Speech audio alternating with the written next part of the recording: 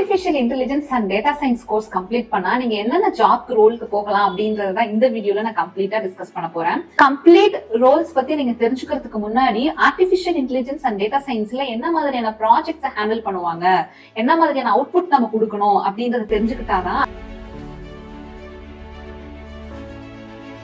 Data analyst course மட்டும் தனியா சொல்லி கொடுக்குறாங்க. அதுல வெறும் டேஷ்போர்ட் கிரியேட் பண்றது அதெல்லாம் மட்டும் தான் இருக்கும். அதை மட்டும் நீங்க கத்துட்டு பிளேஸும் ஆயிடலாம்.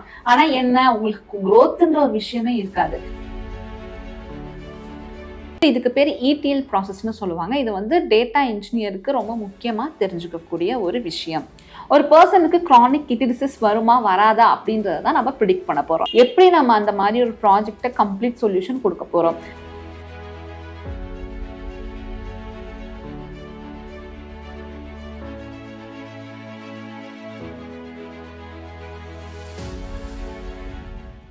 Artificial intelligence and data science course complete பண்ணா நீங்க என்னென்ன ஜாப் ரோலுக்கு போகலாம் அப்படின்றது தான் இந்த வீடியோல நான் கம்ப்ளீட்டா டிஸ்கஸ் பண்ண போறேன். கம்ப்ளீட் ரோல்ஸ் பத்தி நீங்க தெரிஞ்சுக்கிறதுக்கு முன்னாடி ஆர்டிஃபிஷியல் இன்டெலிஜென்ஸ் அண்ட் டேட்டா சயின்ஸ்ல என்ன மாதிரியான ப்ராஜெக்ட்ஸை ஹேண்டில் பண்ணுவாங்க, என்ன மாதிரியான அவுட்புட் நம்ம கொடுக்கணும் அப்படின்றத தெரிஞ்சுக்கிட்டாதான் அந்த அவுட்புட்டை கம்ப்ளீட் பண்றதுக்காக தான், அந்த ரிசல்ட்டை எடுக்கிறதுக்காக தான் ஒரு என்டையர் டீமுமே ஒர்க் பண்ணும். அந்த என்டையர் டீம்ல இருக்கக்கூடிய ஒவ்வொரு ரோல்ஸ் தான் இந்த டேட்டா சயின்ஸ் அந்த ஆர்டிஃபிஷியல் இன்டெலிஜென்ஸ் கோர்ஸ் முடிச்சா அந்தந்த ஜாப் ரோல்ஸ்க்கு போக போறாங்க. ஸோ அதனால நம்ம இப்போதைக்கு ஒரு ப்ராப்ளம் ஸ்டேட்மெண்ட் எடுத்துக்கலாம். ஃபார் எக்ஸாம்பிள், ஒரு கிட்னி கிரானிக் டிசீஸ் ஹாஸ்பிட்டல் எடுத்துக்கலாம். அந்த ஹாஸ்பிட்டல் மேனேஜ்மெண்ட் வந்து அவங்களுக்கு ஒரு AI பேஸ்டு சொல்யூஷன்ஸ் கேட்குறாங்க. அந்த AI பேஸ்டு சொல்யூஷன் என்னன்னா, ஃபியூச்சர்ல ஒருத்தருக்கு வந்து கிட்னி டிசீஸ் வருமா வராதா அப்படின்னு அவங்க முன்கூட்டியே ப்ரிடிக்ட் பண்ணி தரணும்னு கேட்குறாங்க. ஒரு சிஸ்டம் வச்சிருக்காங்க. அந்த டாக்டர் சொல்றாரு, மெடிக்கல் ஹிஸ்டரி அதில் என்டர் பண்ணீங்க அப்படின்னா உங்களுக்கு இன்னும் 5 இயர்ஸ்ல வருமா வராதா அப்படின்றத நம்மளால ப்ரிடிக்ட் பண்ண முடியும் அப்படின்னு சொல்றாங்க. அதுக்கு தகுந்த மாதிரி நீங்க ப்ரிகாஷன்ஸும் எடுத்துக்கலாம் அப்படின்னு சொல்றாங்க. ஸோ ஆல்ரெடி வலின்னு போய் அட்மிட் ஆனவங்களோட மைண்ட் செட் எப்படி இருக்கும்னா, சரி ஒரு வாட்டி பார்த்துக்கலாம் அப்படின்னு இருக்கும். ஸோ இது பிஸ்னஸ் பெர்ஸ்பெக்டிவ். அது மட்டும் இல்லாமல் நம்ம முன்னாடியே ப்ரிகாஷன்ஸோட இருக்கிறதும் நம்மளுக்கு ரொம்பவே நல்லது இல்லையா? அப்போ இந்த மாதிரி ஒரு ப்ராஜெக்டை தான் அவங்க வந்து ஒரு டீமுக்கு, ஒரு கம்பெனிக்கு வந்து ப்ராஜெக்டாக அந்த ஹாஸ்பிட்டல் கொடுக்குறாங்க அப்படின்னா, அந்த கம்பெனி மேனேஜ்மெண்ட் அந்த ப்ராஜெக்டை டேக் ஓவர் பண்ணுறாங்கன்னா ஃபர்ஸ்ட் யார்கிட்ட அதை அசைன் பண்ணுவாங்க, எப்படி நம்ம அந்த மாதிரி ஒரு ப்ராஜெக்டை கம்ப்ளீட் சொல்யூஷன் கொடுக்க போகிறோம். ஸோ இன்கேஸ் இந்த வீடியோ நீங்கள் ஃபர்ஸ்ட் டைம் பார்க்குறீங்கன்னா, ரமிஷா ராணிக்கே the founder of hope artificial intelligence private limited. So artificial இன்டெலிஜென்ஸை சிங்கிள் வேர்டில் சொல்லணும்னா ப்ரிடிக்ஷன், டேட்டா சயின்ஸ் சிங்கிள் வேர்டில் சொல்லணும்னா ஃபார் அனாலிசிஸ். சரிங்களா? அப்போ AI பேஸ்டு சொல்யூஷன் அப்படின்னு சொல்லும் பொழுது ப்ரிடிக்ஷன். ஒரு பர்சனுக்கு கிரானிக் கிட்னி டிசீஸ் வருமா வராதா அப்படின்றத தான் நம்ம ப்ரிடிக்ட் பண்ண போகிறோம். இந்த ப்ரிடிக்ஷன் அப்படின்ற இந்த ஃபைனல் ரிசல்ட்டை தான் நம்ம ஃபுல் அண்ட் ஃபுல் அந்த ஒரு ப்ராஜெக்ட் டீம் பண்ணுவாங்க. ஃபர்ஸ்ட் பிஸ்னஸ் டேட்டாவை கேதர் பண்ணும். அந்த ஹாஸ்பிட்டல் போய், இப்போ நான் சொல்றதெல்லாம் அப்படி இமேஜின் பண்ணிக்கோங்களேன். அந்த ஹாஸ்பிட்டல் போய் அந்த டேட்டாஸை கேதர் பண்ணி அந்த பிஸ்னஸ் ரெக்யர்மெண்ட்ஸ் எல்லாத்தையுமே கேட்டுட்டு வரவங்க maximum business intelligence or business அனலிஸ்ட்ல இருக்கக்கூடிய டீம் பண்ணுவாங்க. ஒன்ஸ் இதெல்லாம் தான் டேட்டா, இப்படிதான் இந்த ப்ராஜெக்ட் எடுத்துட்டு போறாங்க, இதுதான் இந்த கிளைண்டோட ரெக்யர்மெண்ட்னு தெரிஞ்சதுக்கு அப்புறமா டேட்டா இன்ஜினியர்ஸ் ரோலுக்கு வருவாங்க. டேட்டா இன்ஜினியர்ஸ் என்ன பண்ணுவாங்க அப்படின்னா, அந்த டேட்டா எங்க இருந்தெல்லாம் கலெக்ட் பண்ணலாம். இப்போ அந்த கிரானிக் கிட்னி டிசீஸோட ப்ராஜெக்ட் தான் பண்ண போறோம்னா ஒரு 10 ஹாஸ்பிட்டல்ல இருந்து டேட்டாவை கலெக்ட் பண்ணுவாங்க. இதுக்கு பேர் என்னன்னு சொல்லுவாங்கன்னா ETL ப்ராசஸ்னு சொல்லுவாங்க. So extract load transform. Extract அப்படின்றது டேட்டாவை எங்க இருந்து ஃபெச் பண்ணிட்டு வரணுமோ அது.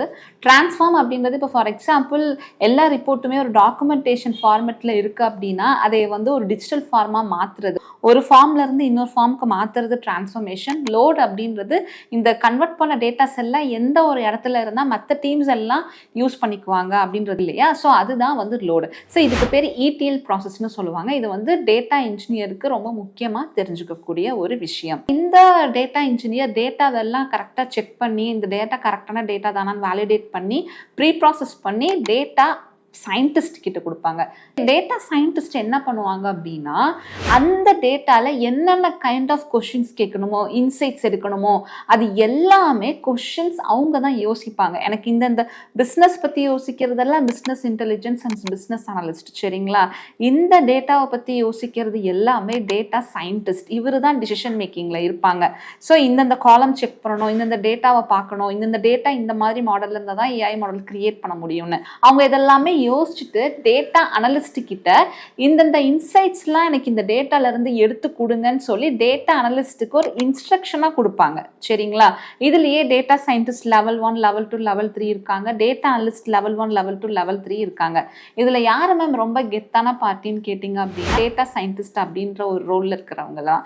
ஏன்னா அவங்க டேட்டா இன்ஜினியர் பண்ற வேலையும் அவங்களுக்கு தெரிஞ்சிருக்கணும், டேட்டா அனலிஸ்ட் என்ன பண்ணுவாங்கன்னு தெரிஞ்சிருக்கணும், அதே மாதிரி ஆர்டிஃபிஷியல் இன்டெலிஜென்ஸ்ல என்ன பண்ணுவாங்கன்றதும் அவங்களுக்கு தெரிஞ்சிருக்கணும். சரிங்களா? இப்போ டேட்டா சயின்டிஸ்ட் இந்த டேட்டாவெல்லாம் அனலைஸ் பண்ணி டேட்டா அனலிஸ்ட் எடுத்து வாங்கினதுக்கு அப்புறமா இதை மிஷின் லேர்னிங் டீமுக்கு, மாடல் பில்ட் பண்ற டீமுக்கு வந்து கொடுப்பாங்க. அவங்க தான் ஆர்டிஃபிஷியல் இன்டெலிஜென்ஸ் இன்ஜினியர் இல்லைன்னா மிஷின் லேர்னிங். அந்த டேட்டாவை பொறுத்து இன்கேஸ் நீங்க இன்னும் நம்மளோட ஏஐ சீரிஸ் வீடியோ பார்க்கலன்னா போய் பாருங்க, அதுல டீட்டெயில்டாக கொடுத்துருப்பேன். மிஷின் லேர்னிங் எப்போ எடுக்கணும், டீப் லேர்னிங் எப்போ எடுக்கணும், NLP எப்போ எடுக்கணும், டைம் சீரிஸ் எப்போ எடுக்கணுன்றது எல்லாமே ரொம்ப டீட்டெயில்டாக எடுத்திருப்பேன். சரிங்களா? ஸோ தட் ஒரு மாடல் கிரியேட் பண்ணுறது தான் லாஸ்ட் ஸ்டெப். சரிங்களா? அதை தான் மிஷின் லேர்னிங் இன்ஜினியர் பார்ப்பாங்க, இல்லைனா NLP இன்ஜினியர் பார்ப்பாங்க, இல்லைனா ஏஐ இன்ஜினியர் பார்ப்பாங்க. அந்த கம்பெனியில் என்ன ரோல் அந்த டேட்டா டைப்பை பொறுத்து இருக்குது. எக்ஸல் ஷீட்னா மிஷின் லேர்னிங் இன்ஜினியர், டெக்ஸ்டாக இருந்துச்சுன்னா NLP இன்ஜினியர், இமேஜாக இருந்துச்சுன்னா டீப் லேர்னிங் இன்ஜினியர். இந்த மாதிரி அந்தந்த டேட்டாவை பொறுத்து அதில் யார் எக்ஸ்பர்ட்டாக இருக்கிறாங்களோ அவங்க பார்ப்பாங்க. நான் ஏஐ இன்ஜினியராக போகிறதா, நான் எதுக்கு படிக்கட்டும் அப்படின்னு கேட்டிங்க அப்படின்னா, இப்போ நீங்கள் artificial intelligence and data science course படிக்கிறது மூலியமாக நீங்க டேட்டா அனலிஸ்டா போகலாம், டேட்டா சயின்டிஸ்டா போகலாம், ஏஐ இன்ஜினியரா போகலாம், கம்ப்யூட்டர் விஷன் இன்ஜினியரா போகலாம், NLP இன்ஜினியரா போகலாம், பிசினஸ் இன்டெலிஜென்ஸ் அனலிஸ்டா போகலாம். எக்கச்சக்க ஆப்பர்ச்சுனிட்டிஸ் இருக்கு. இப்போ நம்ம ஹோபிஐல நாங்க என்ன பண்றோம் அப்படின்னா 10 மார்க் கொஸ்டின் சொல்லி தர மாதிரி இது ஃபுல்லும் கம்ப்ளீட்டா நாங்க சொல்லி கொடுக்குறோம். அந்தந்த கேண்டிடேட்டுக்கு எந்த ஆப்பர்ச்சுனிட்டி ஃபர்ஸ்ட் வருதோ அந்த ஆப்பர்ச்சுனிட்டிக்குள்ள போவாங்க.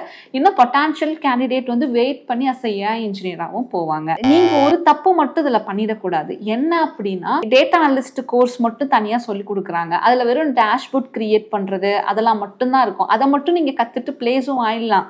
ஆனா என்ன, உங்களுக்கு growthன்ற ஒரு விஷயமே இருக்காது. இப்ப நம்மளோட ஸ்டூடெண்ட்ஸ் டேட்டா அனலிஸ்டா போனா கூட ஒரு டேட்டா சயின்டிஸ்ட் என்ன பண்ணுவாங்கன்றதுன்னு தெரியும், ஒரு ஏஐ இன்ஜினியர் என்ன பண்ணுவாங்கன்றது தெரியும். அவங்களுக்கான கரெக்டான ஆப்பர்ச்சுனிட்டி வரும்பொழுது அந்த ஆப்பர்ச்சுனிட்டியை கிராப் பண்ற டேலண்ட் நம்மளோட ஹோபிஐ ஸ்டூடெண்ட்ஸ்க்கு கம்ப்ளீட்டா இருக்கு. இதுல நிறைய பேர் என்னன்னா படிக்கிறதுக்கு நிறைய இருக்கும்னு நினைக்கிறீங்க. கிடையாதுங்க. இப்ப பிசிக்ஸ் படிச்சுட்டு கெமிஸ்ட்ரி படிச்சுட்டு எக்கனாமிக்ஸ் படிக்கிறது தான் தப்பு. இப்ப நான் என்ன சொல்றேன்னா பிசிக்ஸ் கம்ப்ளீட்டா எடுத்தீங்கன்னா ஃபுல்லா படிங்க அப்படின்றது தான் நான் சொல்றேன். அந்த மாதிரி தான் machine learning, deep learning, NLP, time series எல்லாம் எல்லாருமே இன்டர் கனெக்டட் தான். சரிங்களா? அப்போ நீங்க மிஷின் லேர்னிங் இன்ஜினியரா போனாலும் டேட்டா சயின்டிஸ்டோட வேலை, டேட்டா இன்ஜினியரோட வேலை இது எல்லாமே தெரிஞ்சிருந்தா மட்டும்தான் உங்களால கெத்தா ஒரு பொசிஷன்ல உட்கார்ந்து நீங்க எல்லாரையும் வேலை வாங்க முடியும், டாஸ்க் அசைன் பண்ண முடியும், ஒரு ஹெட் பொசிஷனுக்கு வர முடியும். Artificial intelligence and data science course மட்டும் கம்ப்ளீட் பண்ணீங்கன்னா உங்களுக்கு 10+ ஆப்பர்ச்சுனிட்டிஸ்க்கு மேல இருக்கு. இதுல வந்து டெவாப்ஸ் இருக்கிறவங்க நீங்க பாக்குறீங்க அப்படின்னா, இப்ப டெவாப்ஸ்ல இருக்கிறவங்க வந்து ரொம்ப ஈஸியா போகலாம். நெக்ஸ்ட் கேடருக்கு அது எக்ஸ்பீரியன்ஸே லாஸ் பண்ணாம போகலாம்.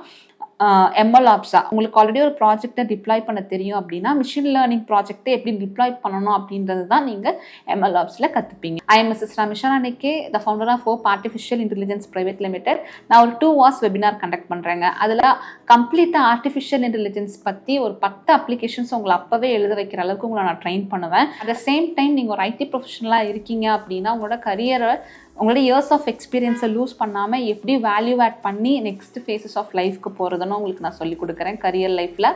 அதே மாதிரி இப்போ இன்கேஸ் நீங்கள் ஒரு நான் ஐடியாக இருக்கீங்கன்னா எப்படி ஐடி ஃபீல்டுக்குள்ளே போகலாம், நீங்கள் இப்போ ஒரு கரியர் ரீஸ்டார்ட்டாக இருக்கீங்கன்னா எப்படி ஏஐயோட சான்சஸை யூஸ் பண்ணி நீங்கள் கிக் ஸ்டார்ட் பண்ணலாம். அதே மாதிரி ஃப்ரெஷரர்ஸ்க்கும் சேம், எப்படி உங்களோட ஃபஸ்ட்டு ஜாப்பை ஏஐ ஃபீல்டுலேயே லேண்ட் பண்ணலாம் அப்படின்றது தான் ரொம்ப டீட்டெயில்டாக அந்த வெபினாரில் நான் பேசியிருப்பேன். ஸோ மறக்காமல் அந்த வெபினாருக்கு ரிஜிஸ்டர் பண்ணுங்கள். வெபினாரோட லிங்க்கை நான் டிஸ்கிரிப்ஷனுக்கு கீழே கொடுக்குறேன். உங்களுக்கு நெக்ஸ்ட்டு என்னென்னலாம் ஆர்டிஃபிஷியல் இன்டெலிஜென்ஸ் அண்ட் டேட்டா சயின்ஸை பற்றி தெரிஞ்சுக்கணும்னு மறக்காமல் கமெண்ட் பண்ணுங்கள். கண்டிப்பாக அதை பற்றி உங்களுக்கு நான் நெக்ஸ்ட் வீடியோவில் போடுறேன். தேங்க்யூ.